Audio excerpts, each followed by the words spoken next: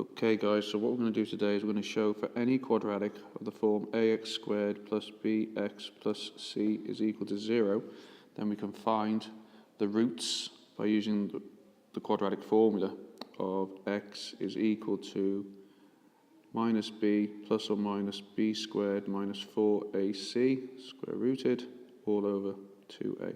Now I'm sure that you've used this formula a lot, and some of you might have been wondering where it comes from. So today what we're going to do is we're going to prove how this works, and it's essentially by using the process of completing the square.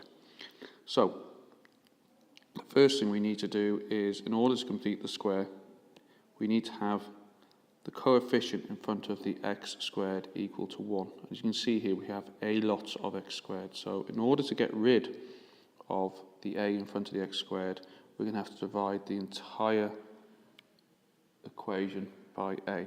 So let's do that. So it means I have to divide that by a, that by a, that by a, and also the other side by a, which means that we now end up with this as our next line. A divided by a is obviously x squared, and then we have plus b over a by x plus c over a is equal to 0.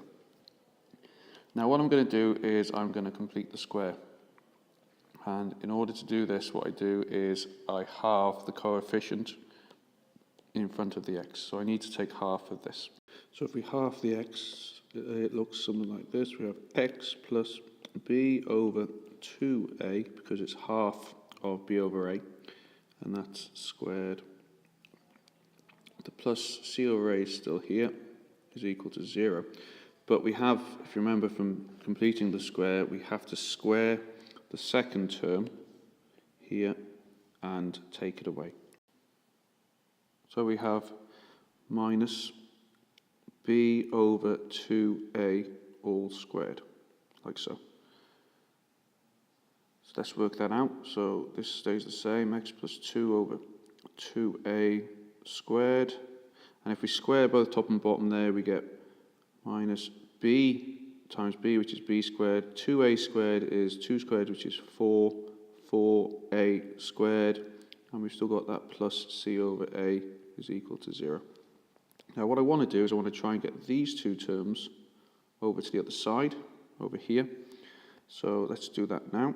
And if we do that, the left-hand side here, x plus b over 2a squared, done nothing to that, that just stays the same, is equal to, and you can see here we've got minus b squared over 4a, so that becomes positive b squared over 4a squared, and then we have minus c over a, because we have the positive c over a.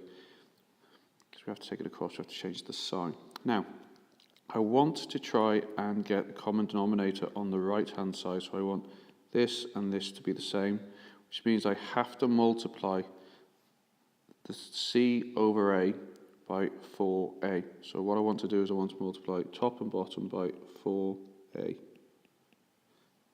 Now I'm just going to sort that out. Again, the left-hand side hasn't changed. And that's now equal to b squared minus, well, 4a by c, or c by 4a is just 4ac, and that's now all over 4a squared. So it's starting to look a little bit like where we're trying to get to. Okay, so what we do next when we're completing the square is to take the square root of both sides, and if we do that, we get x plus b over 2a. So now the square has disappeared, and we're going to square root everything. So what we end up with is b squared minus 4ac all over 4a squared. Now don't forget, because we've taken the square root, we're going to end up with this being plus and minus the square root of b squared minus 4ac all over 4a squared. So let's tidy that up a little bit. We've got x plus b over 2a, that's not changing. And due to our surd laws, we can rewrite this as b squared minus 4ac all over the square root of 4a squared. Now hopefully you can see, if we have a look at the bottom bit here, this 4a squared, that we actually know what the square root of 4 is. It's 2, and a squared, the square root of a squared, just a, so we can actually simplify that a little bit further and say x plus b over 2a. Again, nothing's changed on this left-hand side yet. It's equal to plus or minus, and what we end up with, the top has not changed, it's just b squared minus 4ac, and it's now all over 2a, because the square root of 4 is 2, the square root of a squared is a. Just one thing we need to do now is just get this across, and we're pretty much done.